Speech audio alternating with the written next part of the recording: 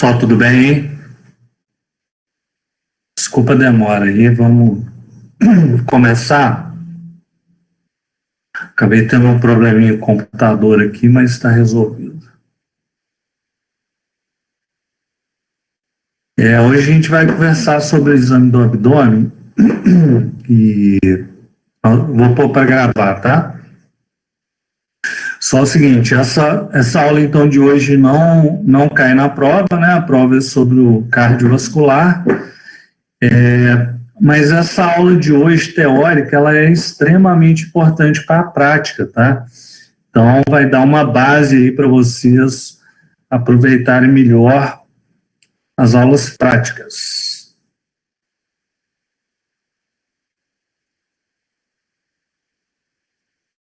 Então, bora começar. Então, como eu disse aí, né, essa é a primeira aula do abdômen, né, do módulo grande, que é o abdômen, e essa aula, com certeza, ela é fundamental aí para que vocês consigam ter uma introdução melhor na prática.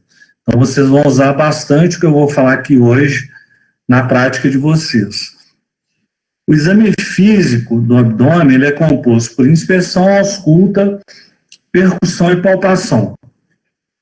Talvez do exame físico do abdômen, o que traga muita informação para a gente é a palpação. Mas todas essas etapas aí, inspeção, ausculta, percussão, né, são também importantes. Observe um detalhe aí que eu coloquei a ausculta em seguida da inspeção. No abdômen, a gente costuma auscultar o abdômen antes de fazer a percussão e a palpação. Por quê? Porque a gente pode, ao fazer a percussão e a palpação, gerar alguma alteração em termos de ruído hidraéreo. Então, a gente vai ver que na ausculta do abdômen, uma das atenções que a gente vai ter vai ser em relação aos ruídos hidraéreos. E fazer a percussão e a palpação antes da ausculta, a gente pode acelerar esses ruídos, alterar esses ruídos. Então é interessante que logo em seguida da inspeção do abdômen, vocês já procedam à ausculta antes de fazerem aí a percussão e a palpação.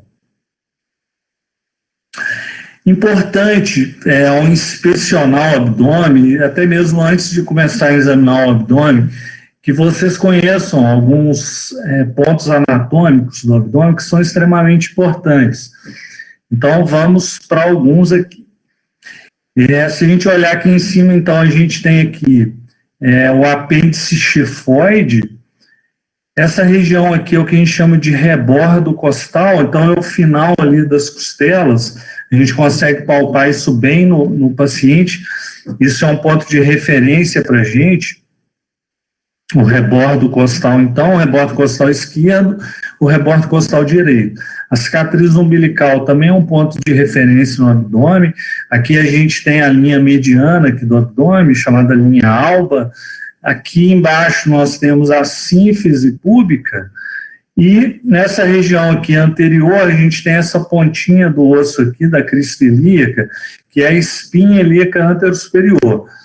Então, esses são pontos aí que eu destacaria no exame do abdômen, são pontos de referência do abdômen importante. Então, relembrando aqui, sínfise púbica, espinha ilíaca anterosuperior, isso é facilmente palpável no paciente, tanto a sínfise púbica quanto a espinha ilíaca anterosuperior, cicatriz umbilical, rebordo costal, ponto de referência importante, e aqui o apêndice xifoide.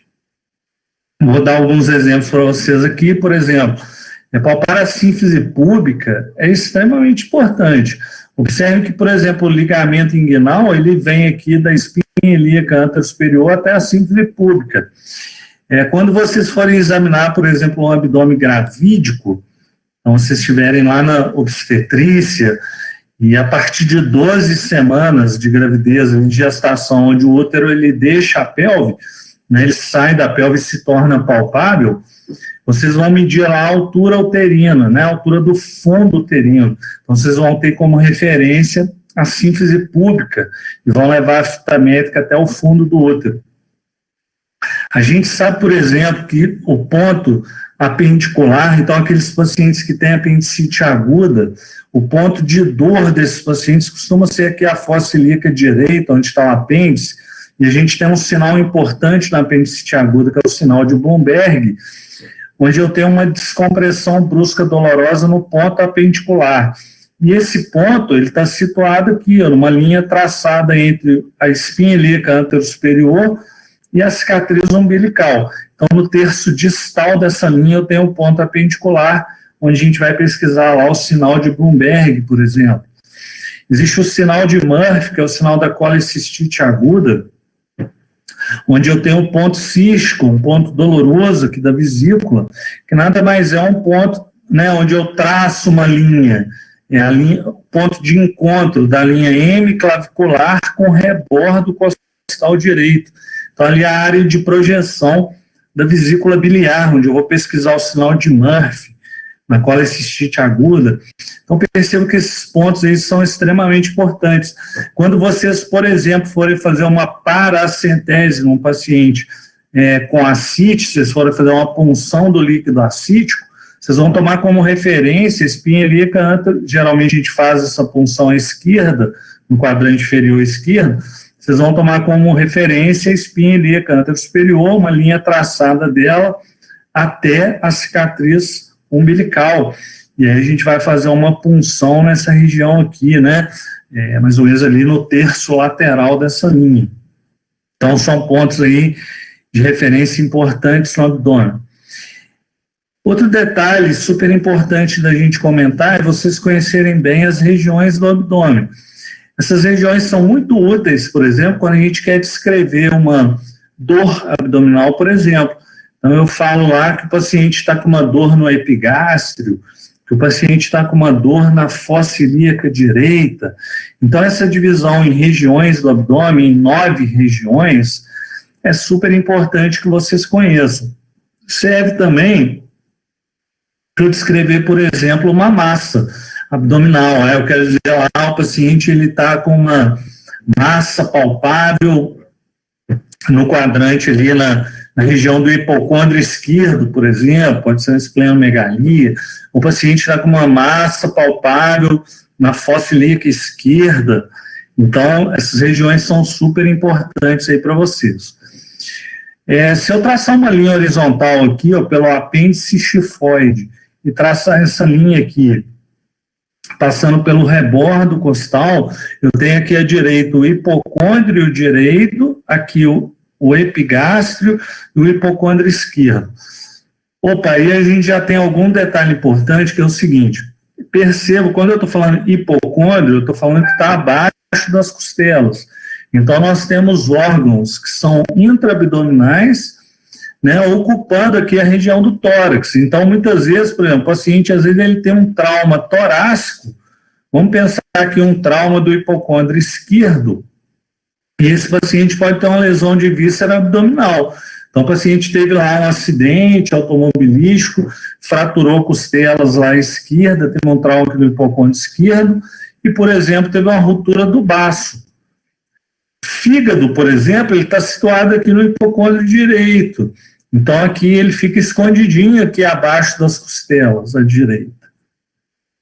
Bem, aqui embaixo a gente tem, próximo à cicatriz umbilical, a região que a gente chama de mesogástrio, ou região periumbilical. Nas laterais aqui a gente tem os flancos, o flanco direito e o flanco esquerdo, e aqui abaixo nós temos essa linha horizontal aqui, ó, passando lá na crista ilíaca, e a gente tem aqui a fossa ilíaca direita, a região chamada de hipogástrio, ou região suprapúbica, que está acima aqui do púbis, da síntese púbica, e aqui a fossa ilíaca esquerda. Então, isso é extremamente importante que vocês conheçam essas regiões. Isso vai orientar vocês, por exemplo, como eu disse aí, a descrever um quadro de dor abdominal, né? Então, vocês estão atendendo lá um abdômen agudo, um paciente, por exemplo, com diverticulite aguda, costuma apresentar um quadro de dor na fossa ilíaca esquerda. O paciente com apendicite aguda, geralmente com uma dor ali na fossa ilíaca direita, paciente com uma colecistite, né, com dor lá no hipocôndrio direito. Então, essa divisão em 9 regiões do abdômen é super importante. Vocês também podem usar a divisão do abdômen em quadrantes. E perceba que se eu traço uma linha na cicatriz umbilical e uma linha mediana, eu tenho os quadrantes do abdômen, quadrante superior direito, esquerdo, e o quadrante inferior direito e esquerdo. Posso também usar isso, a gente usa muito na prática. Então, por exemplo, o paciente apresentando um quadro de dor no quadrante superior esquerdo do abdômen. Então, essa divisão em 4 regiões. Se eu considerar somente essa linha horizontal, a gente ainda pode falar em abdômen superior e abdômen inferior. Vamos dar um exemplo disso. No pronto-socorro, ao atender lá um paciente com pancreatite aguda, por exemplo, o paciente com pancreatite aguda costuma apresentar uma dor no abdômen superior. Então, geralmente, ele chega com dor no epigástrio, uma dor geralmente irradiada para os hipocôndrios. Então, o paciente tem um quadro de dor no abdômen superior, está correto. Né? Assim como eu posso localizar uma dor, por exemplo, no abdômen inferior. Tá? Então, essa é uma outra forma aí que a gente pode descrever aí as regiões do abdômen. Ao fazer a inspeção do abdômen, a primeira coisa que vocês vão olhar é a forma do abdômen. Então, existe o abdômen plano, que é o abdômen habitual, normal, o abdômen escavado, daqueles pacientes caquéticos, muito emagrecidos, por exemplo, um paciente com câncer avançado, um câncer terminal, um paciente desnutrido, né? Esses pacientes podem ter um abdômen escavado. O abdômen globoso, aquele abdômen do obeso, o abdômen das grandes ascites, o abdômen da grávida, numa fase mais avançada, o abdômen de um paciente com uma obstrução intestinal baixa, por exemplo, com distensão muito grande, gasosa das alças intestinais, pode ser um paciente com pneu peritônio volumoso, um paciente com uma organomegalia, com a visceromegalia. Então, por exemplo, um paciente com uma hepatoesplenomegalia, um grande crescimento do fígado, do baço, ele pode ter um abdômen globoso, né? Pega, por exemplo, um menino lá com leishmaniose visceral, com aquele abdômen globoso, por conta da hepatoesplenomegalia de grande monta. Então, aqui a gente vai, mais à frente, acho que eu vou mostrar as fotos disso aí. O abdômen batráqueo é aquele abdômen, quando a gente olha de cima, né, ele tem uma dilatação dos flancos. Classicamente, o abdômen batráqueo é o abdômen da ascite de médio volume. Então, o paciente com ascite de médio volume, esse líquido acaba se acumulando ali nos flancos e o paciente tem essa conformação aí, parecendo um abdômen de sapo, um abdômen batráqueo. O abdômen avental, aquele abdômen do grande obeso, paciente, né, com obesidade muito expressiva e aquele abdômen caindo por cima das coxas, tá, quando o paciente está em pé. Abaulamentos ou retrações é outra coisa que a gente pode observar, é super importante no exame do abdômen, na inspeção. Então, que situações que eu posso ver um abaulamento ali no abdômen? Então, eu posso avaliar isso, por exemplo, um paciente com uma hérnia na parede abdominal. Às vezes eu estou fazendo um exame ali do paciente, vamos imaginar um paciente, por exemplo, com uma cicatriz, o paciente já fez uma cirurgia abdominal, e ele tem ali uma hérnia incisional. Naquele ponto onde foi feita a cirurgia, esse paciente fez um quadro de hérnia, né, uma fraqueza da parede abdominal, herniação, e aí eu vejo ali um abaulamento localizado.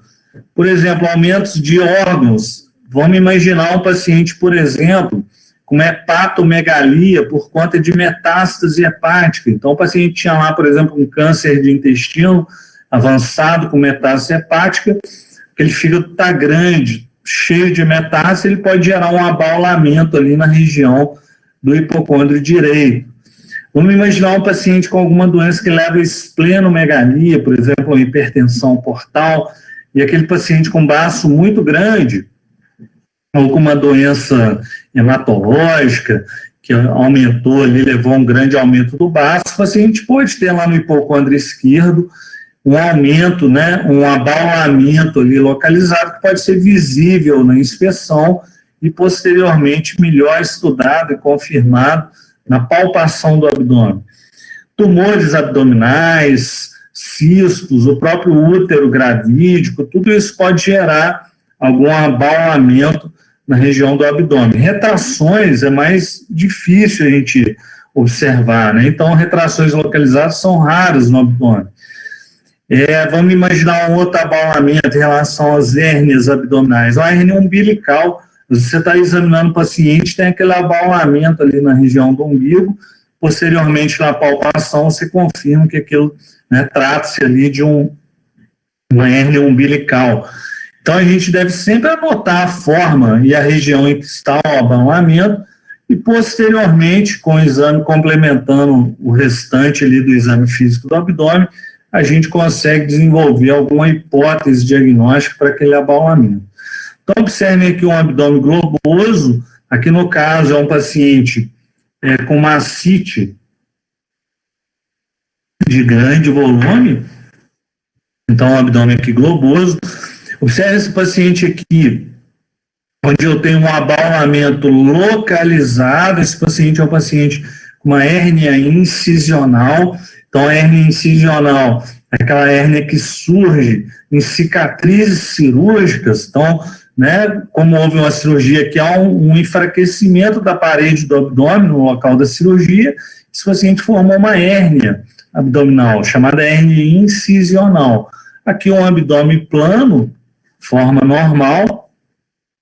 Aqui outras situações com abaulamento localizado, aqui um lactente, por exemplo, com uma hérnia umbilical, ok?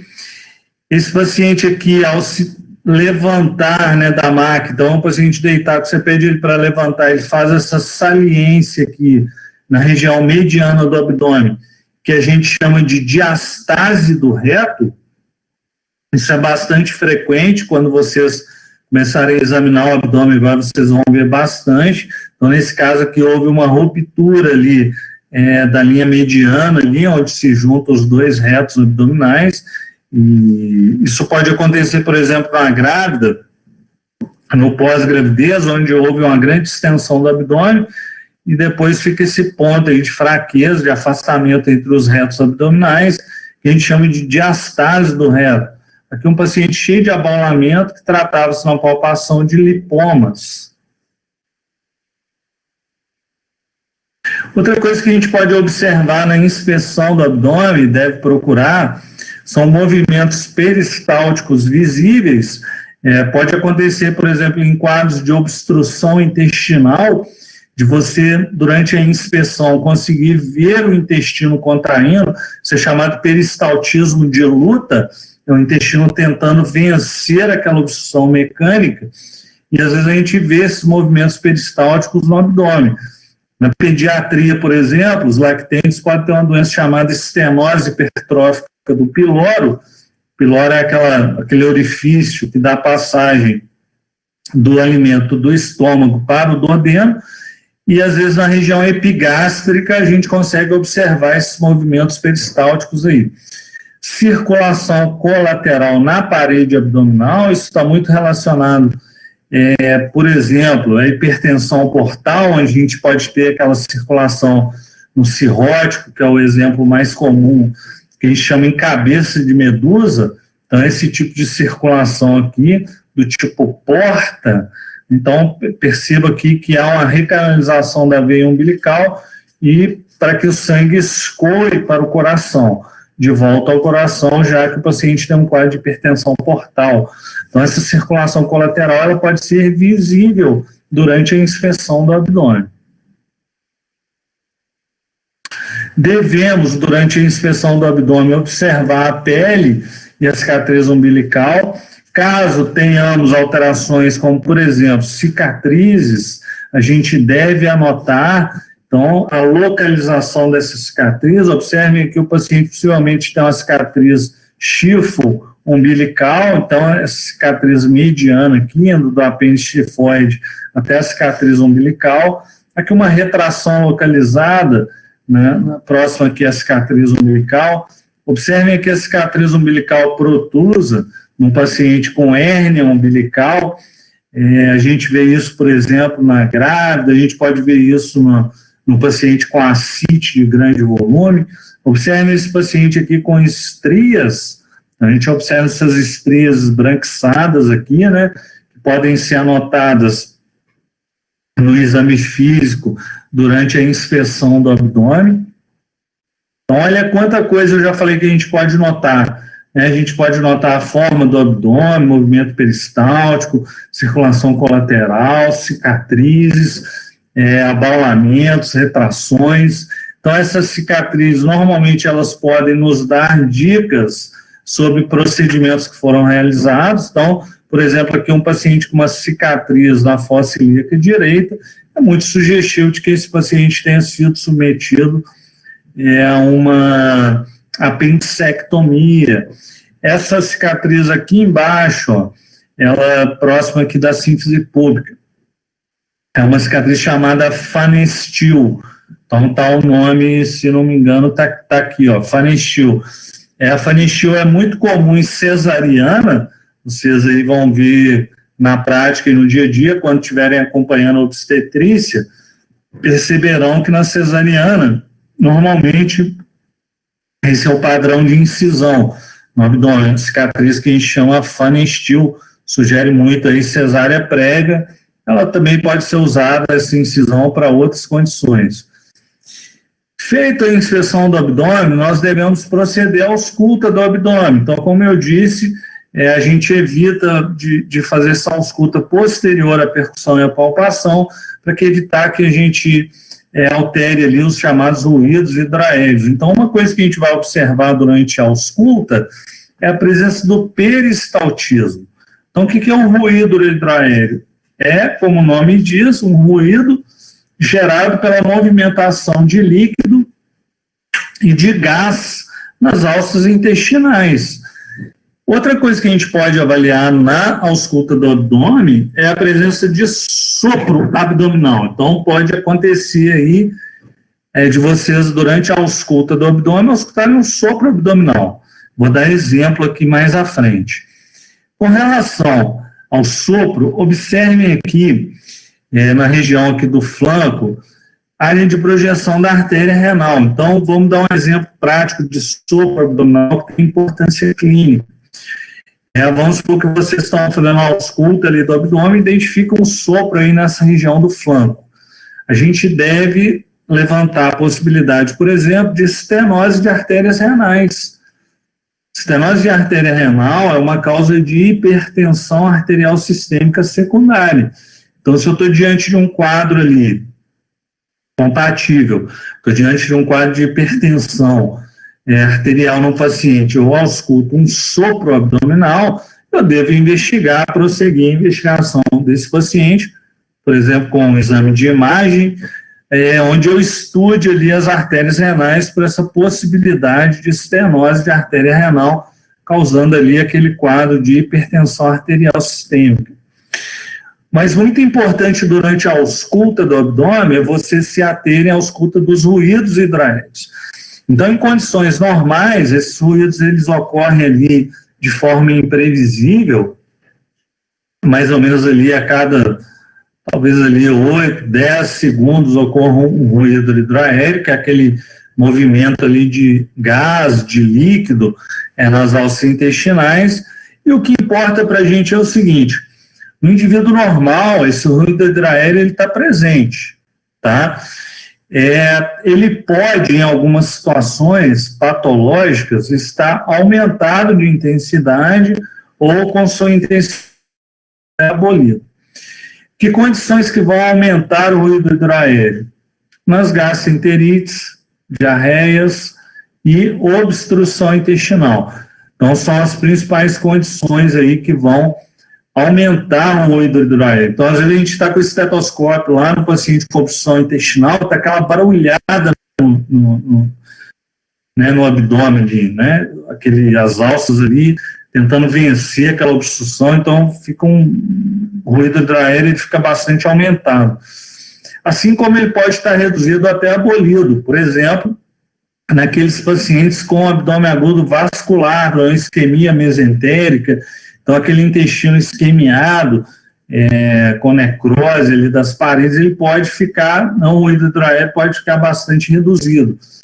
Ou no que a gente chama de ilho paralítico. Quando que vocês vão encontrar ilho paralítico? Principalmente em pós-operatório de cirurgia abdominal. Então, vocês vão observar, por exemplo, um paciente que se submeteu ali a uma cirurgia abdominal, que houve manipulação de alça intestinal, no dia seguinte, muitas vezes o cirurgião vai estar lá na beira do leito, com o estetoscópio na barriga do paciente. Né? Aquilo vai ser um dos parâmetros, parâmetros que ele já pode retornar, por exemplo, a dieta para o paciente. Quer dizer, se o paciente ele tem peristaltismo, o peristaltismo foi recobrado, ele vai ter ruído hidroaéreo. Se aquele abdômen está um abdômen distendido, muito silencioso, pode ser que esse paciente tenha evoluído com ilho paralítico. E aí a gente vai precisar, por exemplo, de uma radiografia do abdômen para avaliar isso melhor. Então, toda vez que há uma cirurgia abdominal com manipulação de alça intestinal, esses pacientes têm um risco aí de evoluir com ilho paralítico. Outra questão que pode levar a um ilho paralítico, as alças intestinais ficarem dilatadas, né, e sem peristaltismo, é distúrbio hidroeletrolítico, principalmente hipocalemia. O potássio baixo também é uma causa aí não infrequente de ilho paralítico. Aqui nós vamos agora proceder à percussão do abdômen. Essa percussão normalmente ela se inicia ao redor aqui da cicatriz umbilical e vai caminhando para a periferia. E como o abdômen ele tem o conteúdo do abdômen das alças intestinais é gás, é ar, geralmente a percussão do abdômen ela vai ser uma percussão timpânica. Então o abdômen ele tem um timpanismo que é fisiológico dele. Mas durante a percussão a gente pode, né, descobrir algumas alterações que a gente vai ver aqui mais à frente. Então, esses tipos de som aqui podem ser identificados no abdômen. Então, o abdômen, ele, normalmente, ele é timpânico. Então, o abdômen ele tem um timpanismo próprio dele, por ser preenchido ali de um conteúdo gasoso. Porém, esse abdômen, em situações de alteração, ele pode estar hipertimpânico. Bom, vamos raciocinar. O abdômen vai estar hipertimpânico quando eu tiver muito gás ali dentro do abdômen. Então, quais são os exemplos mais comuns de hipertimpanismo? Uma obstrução intestinal baixa, onde há uma grande dilatação das alças. Um paciente, por exemplo, com pneumoperitônio, geralmente. Então, tem ar na cavidade peritoneal, por exemplo, no abdômen agudo perfurativo, e esse paciente vai ficar com o abdômen hipertimpânico. Outra situação que vocês vão ver na prática é maciez. Então, eu estou com a região ali que eu tinha que ter timpanismo e eu estou tendo maciez. Quando que eu vou ter maciez? Puxa, quando eu estiver percutindo, por exemplo, um abdômen com ascite, tem líquido ali na cavidade peritoneal. Quando eu estiver percutindo alguma víscera maciça, então alguma vísceromegalia, ou se eu estiver percutindo alguma massa abdominal, essa percussão pode se tornar maciça. Então, o habitual fisiológico ali do abdômen é o timpanismo. Então, já expliquei para vocês aí o hipertimpanismo, né? Então, nos quadros de obstrução intestinal, pneumoperitônio, e a percussão sobre a área sólida vai revelar um som maciço. Então, por exemplo, se eu estiver percutindo em uma área de um baço muito aumentado, eu posso ter maciez, né, que eu estou percutindo ali uma víscera sólida. O sinal de Joubert, então, observem essa radiografia de tórax. Então, essa lâmina de ar que eu tenho aqui, ó, mais escura aqui, não era para estar aparecendo aqui. Isso aqui é um sinal de que o paciente apresenta um pneumoperitônio. Então, eu tive alguma condição ali onde vazou ar para a cavidade peritoneal, geralmente por uma perfuração de alguma víscera oca. E a gente sabe que a percussão do fígado, vocês vão aprender isso lá na prática, a percussão do fígado é uma percussão maciça. Então, a área de projeção do fígado é de maciez, porque é uma víscera sólida. Quando eu estou fazendo a percussão aqui da linha hemiclavicular, então onde eu teria que ter, a gente vai ver um pouco mais à frente, a hepatimetria, eu teria que ter maciez, porque eu estou percutindo a área do fígado, e eu estou tendo nessa área timpanismo, a gente chama isso de sinal de Joubert, quer dizer, um sinal aí que pode me sugerir um pneumo peritônio no paciente. Outra coisa que vocês vão notar na prática lá é o chamado espaço de Traube. Observe essa foto aqui, onde a gente tem cá em cima o fundo gástrico. Então, o estômago ele é dividido em fundo, corpo e antro. Então, essa parte cá em cima é o fundo do estômago. O fundo gástrico aqui, ó, ele é preenchido por ar. Então, a gente tem a bolha gástrica ali, a gente tem uma bolha de ar, né, como o ar é mais leve, ele acaba preenchendo essa região mais superior aqui do estômago. E o que acontece? Se eu fizer a percussão dessa região aqui, ó, se eu percutir o paciente nessa linha mais lateral aqui ao externo e for descendo aqui, né, lateral esquerdo, e for descendo em direção ao abdômen, eu vou ter uma área aqui de hipertimpanismo, uma área onde o abdômen está mais hipertimpânico. Essa área é a área do fundo gástrico. E qual que seria a importância clínica disso? Se o paciente, por exemplo, tiver o baço, ele está aqui, ó. Se o paciente tiver uma esplenomegalia, então se o baço do paciente começar a crescer, e o baço vai crescer nesse sentido aqui, ó, em direção à cicatriz umbilical, eu posso ter naquela área que eu deveria ter hipertimpanismo, que é o espaço de Traube, eu posso passar a ter maciez naquela área. Então, eu perco esse espaço de Traube aqui. Isso pode me significar, por exemplo, um quadro de esplenomegalia.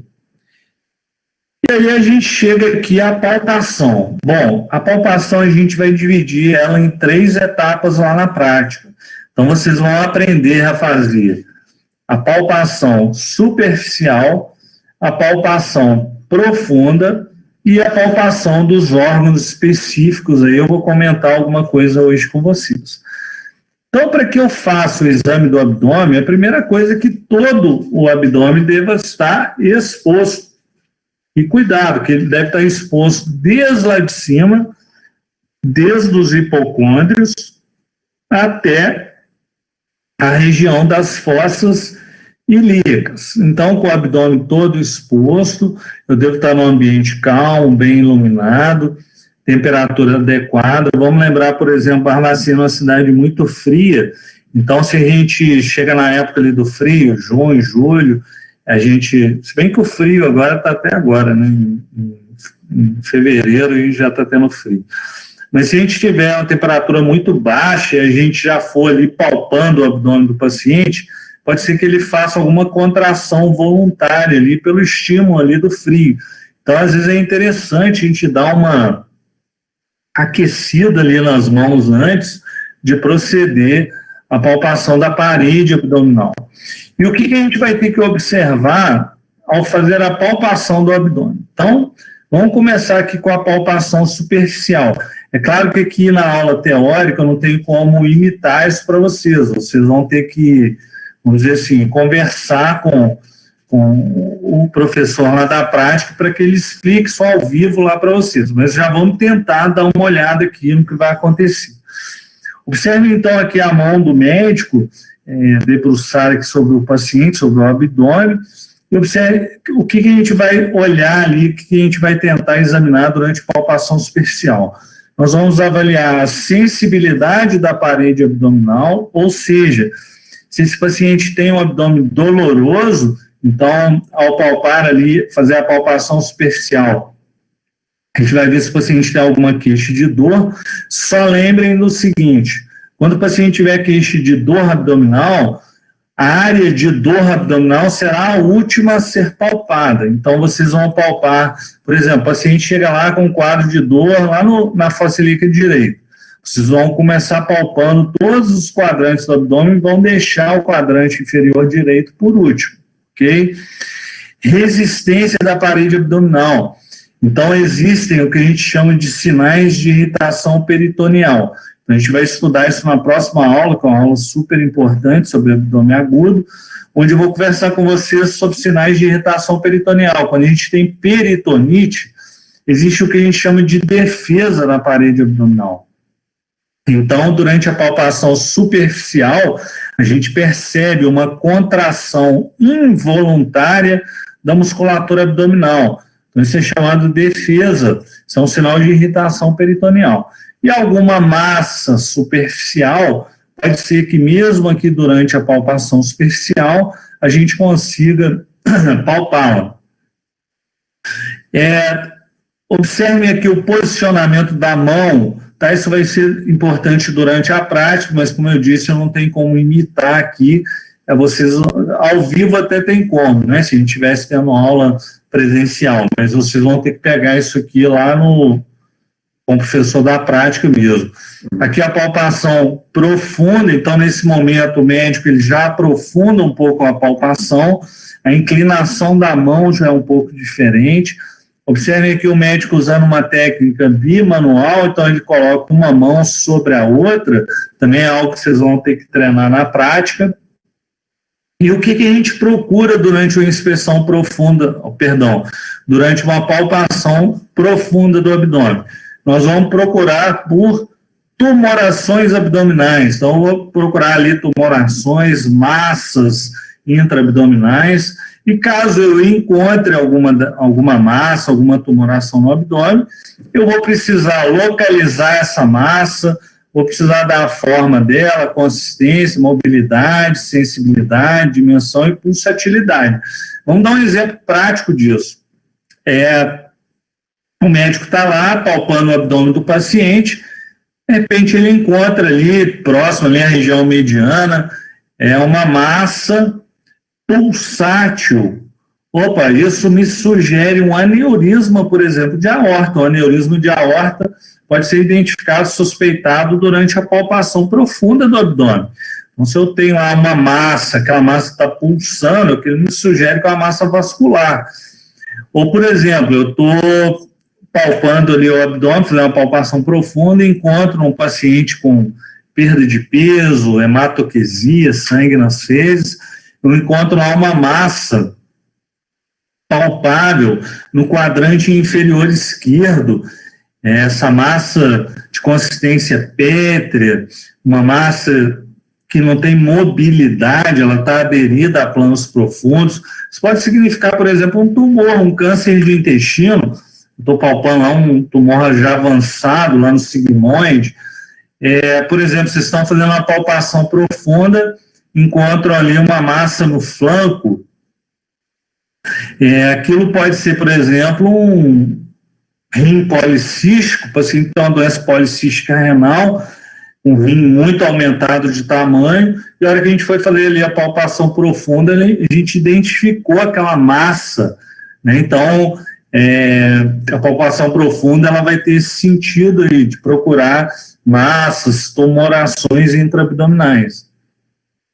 Então, aqui, essa foto mostrando o médico lá realizando a palpação profunda bimanual, onde ele apoia uma mão sobre a outra, a gente deve treinar isso na prática, ou vocês podem fazer essa palpação até mesmo com uma mão aqui do lado da outra. Então, eu posso palpar tanto uma mão ali ao lado da outra, quanto eu usar uma mão sobre a outra.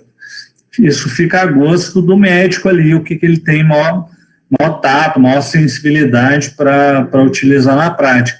Então, vocês vão ter que conversar com os professores aí e começarem a treinar isso na prática. Durante a palpação do abdômen, existe uma manobra que a gente faz que é importante, que é a pesquisa de descompressão brusca. Bom, vamos lá. Quando que a gente vai se utilizar dessa manobra aí? A gente vai utilizar essa manobra principalmente quando a gente está examinando pacientes com abdômen agudo, com pacientes com dor abdominal aguda, onde eu quero avaliar se esse paciente tem sinais de irritação peritoneal, se ele já tem peritonite, inflamação do peritônio. E aí observe a mão do paciente aqui, perdão, a mão do médico, praticamente a 90 graus, onde ele exerce uma pressão aqui no abdômen e faz uma descompressão brusca. Então, ele comprime o abdômen e rapidamente ele tira a mão dele. Caso essa descompressão brusca seja dolorosa, isso é um sinal de irritação peritoneal.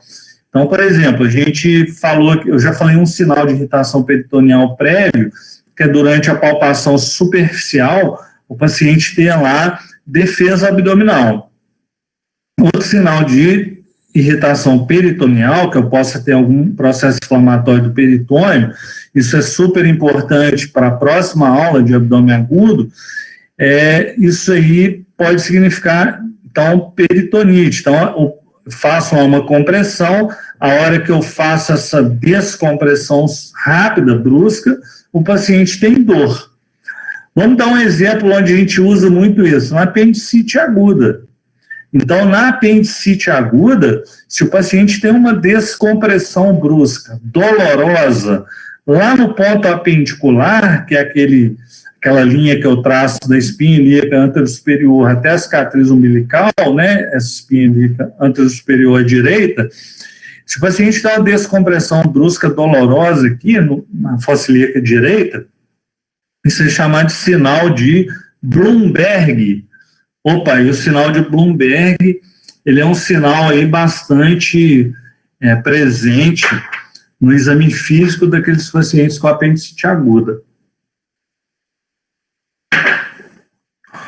Progredindo aqui um pouquinho mais, a gente vai começar sobre detalhes de alguns órgãos específicos do exame físico, de alguns órgãos específicos do abdômen. Então, presta atenção, são coisas que vocês vão usar para o resto da vida.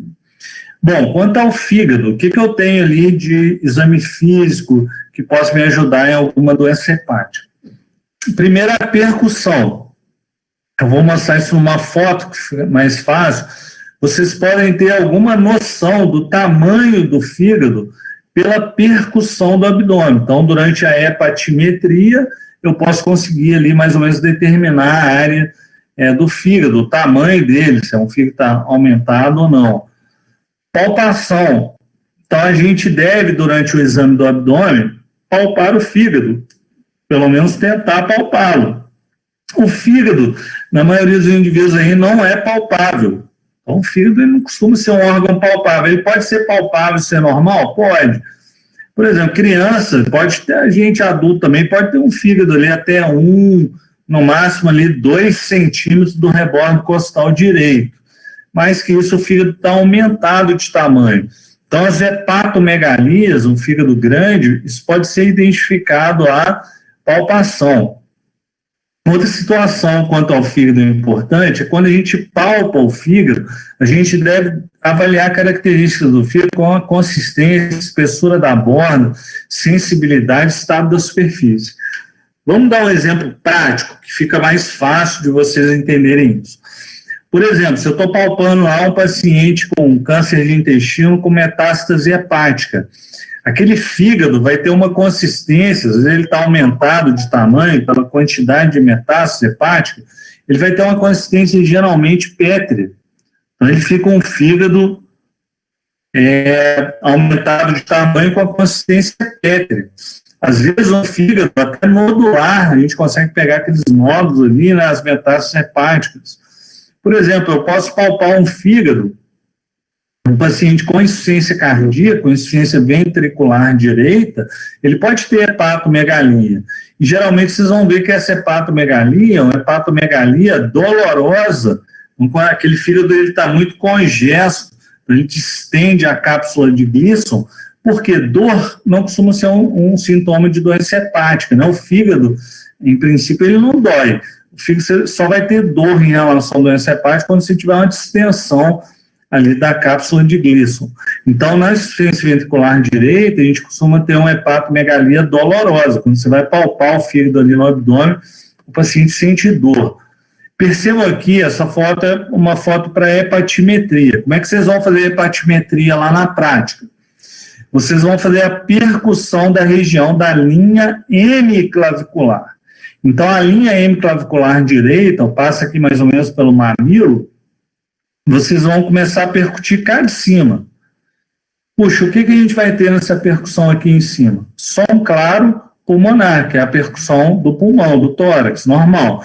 Então, eu começo percutindo, tem som claro pulmonar, e de repente eu tenho aqui uma área de macicismo, mostrando que o fígado se iniciou ali. Se eu começo a fazer essa percussão aqui de baixo, eu vou ter timpanismo, porque eu estou percutindo aqui o abdômen, e de repente eu vou ter uma área aqui de maciez correspondente ao bordo inferior do fígado. O fígado, se eu fizer essa hepatimetria usando como referência a minha hemiclavicular, vocês vão ver que o fígado ele mede aqui mais ou menos entre 8 e 12 centímetros.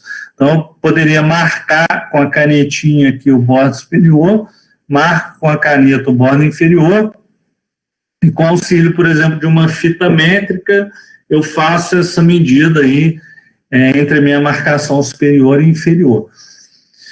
Observe um detalhe nessa foto aqui, ó, grande parte, a maior parte do fígado, gente, é dada aqui pelo lobo direito, né?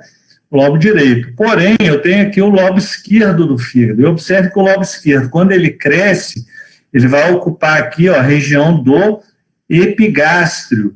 Então, às vezes a gente está pegando uma massa, lá estamos palpando uma massa num paciente, na região do epigástrio, e às vezes aquilo é o lobo esquerdo crescido. Existem algumas condições que podem gerar aumento preferencial do lobo esquerdo. Por exemplo, a esquistosomose, né, uma doença que costuma ter uma atrofia do lobo direito e um crescimento muito grande aí do lobo esquerdo do fígado. Isso pode ser palpado na região do epigástrio. Aí você faria a hepatimetria utilizando como referência o apêndice tifoide. Ok? Na prática, nós fazemos hepatimetria utilizando a linha hemiclavicular. Se vocês me perguntarem, é comum hoje, na prática, nós utilizarmos hepatimetria para avaliar o tamanho do fígado? Não é comum, porque hoje a gente tem muita disponibilidade dos métodos de imagem. Por exemplo, ultrassom. Então, com a disponibilidade ali do ultrassom, que é um exame que tem um custo relativamente barato, bastante acessível, a gente não vai avaliar, né, hepatimetria para usar a hepatimetria para avaliar o tamanho do fígado, a gente acaba utilizando o ultrassom. Mas essa hepatimetria já pode te dar ali uma ideia de que esse fígado esteja aumentado. Aqui são as várias técnicas que podem ser usadas para a palpação do fígado. Na prática, vocês vão treinar isso lá na prática. Então, aqui a gente tem a técnica de Lemos-Torres, não precisa guardar esse nome, tá? O importante é saber fazer. Então, o médico aqui com a mão apoiada na região aqui do flanco e com essa mão na direção do rebordo costal direito, ele está tentando ali fazer a palpação do bordo inferior do fígado. Então, quando a gente vai fazer a palpação do fígado, o que a gente está procurando é palpar o bordo inferior. Se vocês palparem o bordo inferior aqui, vocês vão ter que dar aquelas características lá do fígado. Então, a consistência, a superfície e, por exemplo, o tamanho dessa hepatomegalia. Então, a gente mede isso em centímetros. Então, a gente usa como referência a linha hemiclavicular e avalia de onde eu estou ali pegando o fígado até o rebordo costal, quantos centímetros eu tenho nessa região aí. Então, isso aí vocês vão precisar treinar lá na prática. Outra forma de palpar o fígado é essa palpação em garra. Então, observe aqui que está a cabeça do paciente. O médico, ele está tomando uma posição bem diferente daquela posição que eu mostrei anterior, no slide anterior, e aqui ele vai tentar fazer a palpação chamada em garra. Então, a gente, durante o exame do abdômen, interessante aí que vocês não estejam, por exemplo, com a unha grande, porque pode atrapalhar um pouquinho vocês aí, vão acabar machucando ali um pouquinho o paciente, ok? A palpação do fígado e do baço, normalmente a gente faz durante a inspiração. Então, a gente pede o paciente fazer uma inspiração profunda, por quê?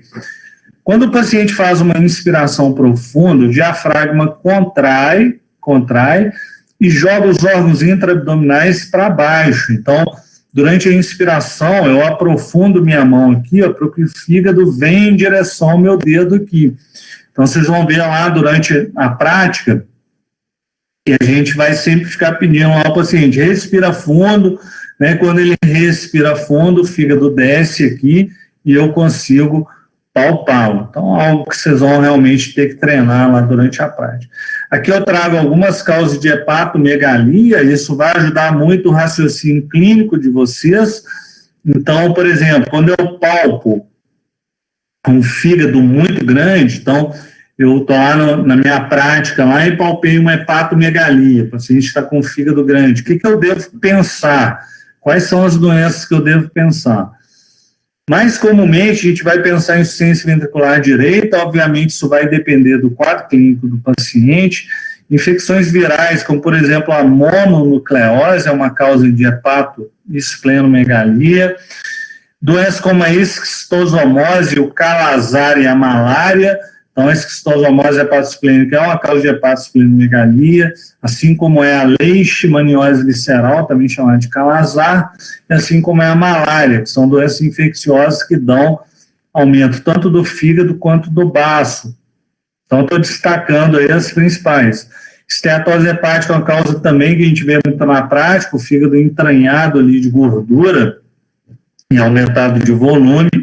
O carcinoma hepatocelular e as metástases hepáticas, o fígado ele costuma ser mais sede de metástase do que de tumor primário.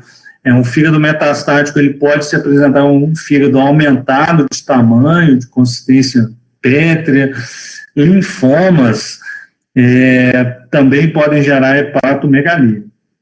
Com relação ao baço, é outro órgão importante no abdômen. Vamos prestar atenção no seguinte: o baço não é palpável. Então, no indivíduo normal, se ele tem um baço ali normal, o baço não é palpável. O baço, geralmente, ele está ali em torno de uns 4 centímetros para cima do rebordo costal esquerdo. Mas a gente pode, como eu comentei lá, o espaço de trauma. Então, aquela área de hipertimpanismo do fundo gástrico pode ser perdido, né? Ali eu posso ter um quadro de maciçez, me sugerindo que eu tenho uma esplenomegalia. Posição de Schuster, uma posição que a gente pode usar para palpar o baço, eu vou mostrar no slide mais à frente. Essa classificação eu acredito que vocês já conhecem, que é chamada classificação de Boyd, né? A gente usa para avaliar a esplenomegalia. Então, dependendo ali do quanto o baço cresceu, lembrando que o baço ele pode atingir, até mesmo ultrapassar a cicatriz umbilical quando ele está muito aumentado de tamanho. Então, observem aqui a palpação do baço. O médico sempre no exame do abdômen posicionado à direita do paciente. Então, o médico está à direita do paciente, o paciente deitado, decúbito dorsal, e aqui ele fazendo a palpação da região do hipocôndrio esquerdo. Então, ele está tendo como referência aqui o rebordo costal esquerdo, ele está com a mão esquerda dele aqui apoiada no hipocôndrio direito, e com a mão direita aqui ele está tentando fazer a palpação do baço, né? Lembrando que o baço atualmente ele não é palpável. Relembrem aí, mais uma vez, que a gente costuma fazer isso durante uma inspiração profunda, que fica mais fácil de eu palpar, porque durante a inspiração, como eu disse, há uma contração do diafragma e esses órgãos são empurrados aí para baixo. Essa é a posição de Schuster, vocês vão ter que dar uma olhada nisso lá na prática. A gente coloca um paciente ali em decúbito lateral direito, na verdade no intermediário ali entre o decúbito lateral direito e o decúbito dorsal, e aqui o médico está tentando ali palpar o baço na região do hipocôndrio esquerdo. Então são coisas que realmente a gente precisa ver lá na prática. Aqui eu trago também causas de esplenomegalia. Entre essas causas de esplenomegalia, várias eu já falei, que são causas também de hepatomegalia, como por exemplo a mononucleose, como por exemplo a leishmaniose visceral, malária, a cirrose hepática e a esquistosomose são causas de hipertensão portal. Quando a gente tiver aula de hipertensão portal, a gente vai ver que esplenomegalia é um componente da hipertensão portal. Algumas doenças neoplásicas, como, por exemplo, algumas leucemias, linfomas, podem gerar esplenomegalia de grande monta, os baços muito aumentados de tamanho, ok? Então, dentro dessas doenças da hematologia, vocês vão estudar as que a gente chama de síndrome mieloproliferativas, por exemplo, a leucemia mieloide crônica, policitemia vera, trombocitemia essencial, são todas doenças que vocês vão estudar na hemato, que podem gerar esplenomegalia de grande monta, fígado muito grande, tá? Baço bastante aumentado de tamanho. O rim, ele é um órgão retroperitoneal, então ele muito dificilmente ele vai ser palpável durante o exame físico. Pode ser que, por vezes, vocês consigam palpar o polo inferior do rim direito, mas isso é bastante raro. Então, observe o paciente aqui, o médico com a mão lá embaixo, lá na região lombar, e tentando aqui com a sua mão direita, fazendo uma pressão aqui em direção ao rebordo costal, tentando palpar o polo inferior do rim direito. Então, o rim, dificilmente ele vai ser palpável, ok? Aqui um paciente magro, pode ser que até a gente consiga, mas é muito difícil. Agora, se o rim está muito aumentado de tamanho, eu dei exemplo aí, a doença renal policística, que é uma doença que leva a insuficiência renal crônica com o rim de tamanho aumentado, você pode até conseguir palpar o polo ali inferior do rim.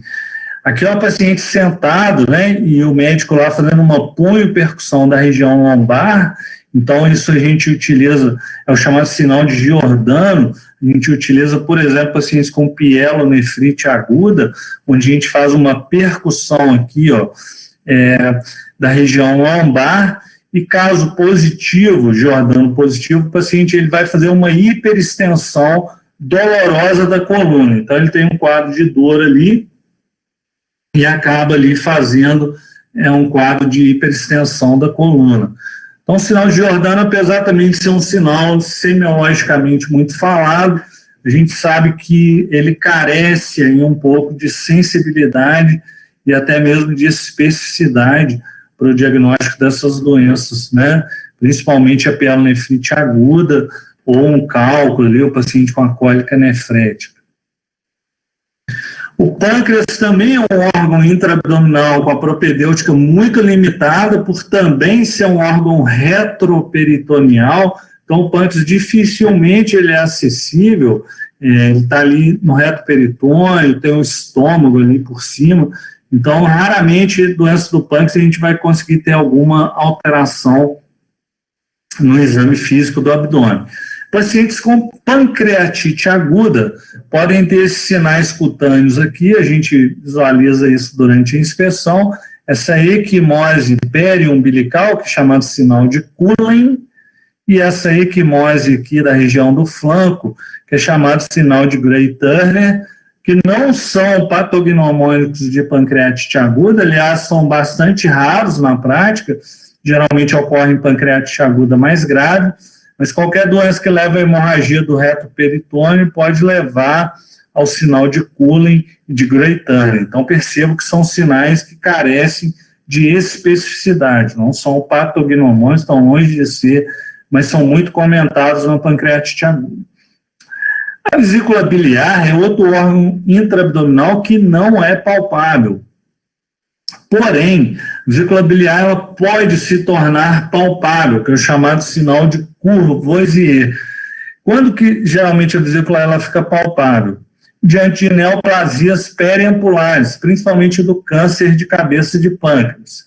Então, o paciente como o colédoco, ele tem uma porção dele que é intrapancreática, passa dentro da cabeça do pâncreas, aquele tumor ele pode comprimir o colédoco, dilatar toda a via biliar, e o paciente tem uma vesícula aqui bastante aumentada, repleta aqui, aumentada de tamanho, e essa vesícula ela pode se tornar palpável. Então, se a gente tem uma vesícula palpável diante de um paciente com colestásis, com icterícia, perda de peso, a gente pode suspeitar, por exemplo, de um câncer de cabeça de pâncreas. O ponto cístico é outro ponto importante, vocês precisam conversar com o professor da prática para mostrar para vocês. É o ponto onde a gente consegue palpar, né? Vamos dizer assim, seria o ponto de projeção da vesícula, né? Dado que a vesícula não é palpável. Bem, e aí a gente tem esse sinal importante aqui, ó, que é o sinal de Murphy. Então, onde que está esse ponto cístico na prática? Ele vai estar no cruzamento da linha hemiclavicular direita com o rebordo costal. Então, o médico aqui, ele está fazendo uma compressão desse ponto durante a inspiração. Aqui é um ultrassom de vesícula, mostrando aqui cheio de cálculo na vesícula. Só para lembrar que, quando a gente tem esse sinal de Murphy positivo, ele é muito comentado na colecistite aguda. Então, quando o paciente tem uma colecistite aguda, o paciente vai ficar com esse ponto cístico aqui, ó, muito doloroso. Então, a gente coloca a mão aqui, pede o paciente para respirar fundo, e nesse momento a gente aprofunda a mão aqui no ponto cístico. Caso o paciente interrompa essa inspiração por dor, isso é o chamado sinal de Murphy positivo. É um sinal que pode estar presente na policistite aguda. A CIT é outra condição intraabdominal que tem propedêutica, né? Um exame físico é bastante sugestivo. Então, a gente está vendo aqui nesse primeiro quadro aqui, um paciente com uma CIT de médio volume, onde eu tenho aquele abdômen batráqueo, onde o líquido está concentrado aqui na região do flanco. Então, ao fazer a percussão do abdômen, muitas vezes vocês vão ter timpanismo na área mais central do abdômen, e quando forem para a periferia, terão um quadro aqui de maciçez, que é o líquido acumulado. Aqui o sinal chamado do piparote. Então, o próprio paciente ali está com a mão apoiada aqui na região mediana, o paciente com a mão apoiada aqui de um lado e dando um peteleco aqui do outro lado. É o sinal do piparote. Também não tem como eu imitar, que vocês vão ter que ver lá na prática. É importante no exame físico da ascite, muitas vezes, quando a gente tem uma ascite de médio volume, é fazer isso aqui com o paciente, ó, que é a chamada pesquisa da maciçez móvel. Então, vamos tentar entender isso aqui, é bastante simples. Se eu pegar esse paciente aqui, ó, que tem uma ascite de médio volume, e colocar ele em decúbito lateral, o que vai acontecer? O líquido vai escorrer para essa região aqui, então nessa área eu vou ter uma percussão timpânica, e nessa área aqui eu vou ter maciçez. Se eu virar esse paciente para o decúbito lateral oposto, então ele está em direito aqui, eu virar ele em decúbito lateral esquerdo, o que vai acontecer? Essa maciçez vai migrar para a esquerda. Então aquele líquido vai escorrer para o lado esquerdo, eu vou ter maciçez aqui, vou ter timpanismo aqui.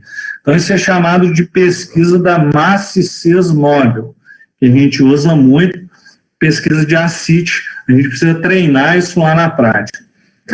Por último, vou comentar um pouquinho sobre o exame físico, a gente vai voltar a falar sobre isso na aula da semana que vem, da apendicite aguda.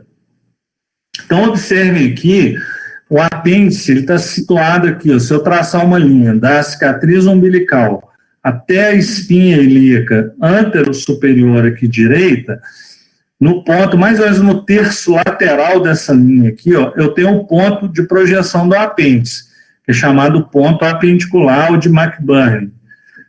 Então, está escrito aqui em cima. E, se eu fizer aqui uma descompressão brusca, então eu vier aqui nesse ponto aqui, apertar lá e soltar de uma vez, e o paciente ele tiver dor, é o que a gente chama de sinal de Bloomberg.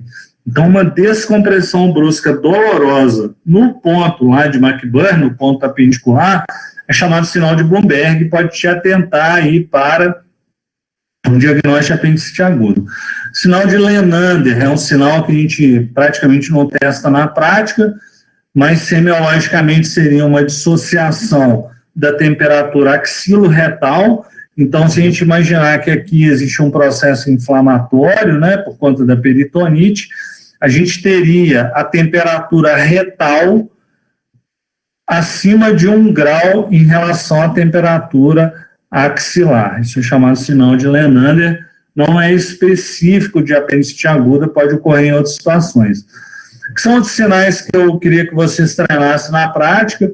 Aqui o chamado sinal do Pessoas, Então, o paciente em decúbito lateral esquerdo e o médico aqui fazendo uma extensão, uma hiperextensão da coxa, esse paciente vai queixar dor aqui na fossa ilíaca direita. Aqui o sinal do obturador interno, o paciente em decúbito dorsal, o médico fazendo uma rotação interna da coxa, e aí o paciente queixando dor aqui na fossa ilíaca direita. E por último, o chamado sinal de Rhodes, onde o médico ele faz uma compressão da fossa ilíaca esquerda, tentando jogar o ar aqui de volta para o seco, para que haja uma distensão do seco, esse paciente tem dor, então, na fossa ilíaca direita. Então, o paciente, durante a compressão da fossa ilíaca esquerda, ele está tendo dor cá na fossa ilíaca direita. Então, são sinais aí que, associados a uma coleta de história adequada, um quadro clínico sugestivo, pode ajudar vocês aí no diagnóstico de uma apendicite aguda, tá bom?